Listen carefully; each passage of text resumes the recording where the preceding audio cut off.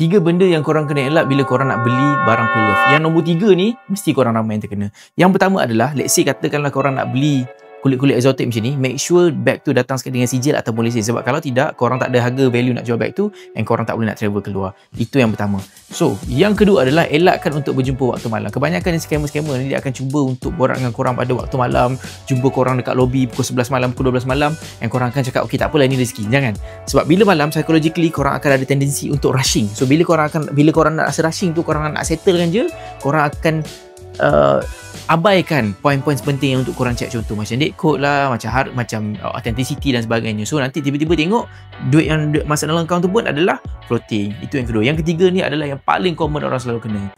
Cuk, korang kalau nak shopping ataupun jual handbag dan juga Rolex, klik link dekat bio. Jangan lupa follow.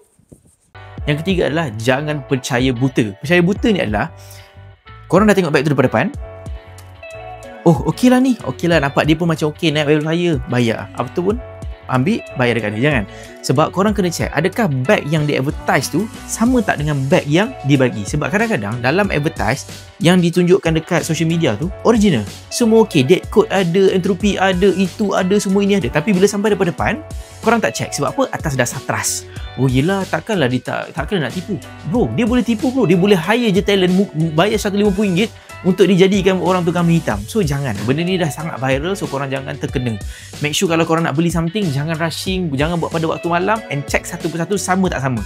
Jangan dekat situ, dekat gambar ditulis date code 1, 2, 3, 4. Dekat sini tulis 4, 3, 2, 1. Lepas tu korang anggap macam, oh tak apalah, ni similar mistake, tak ada apa-apa. No, jangan. So share benda ni dekat kawan-kawan korang supaya korang tidak tertipu.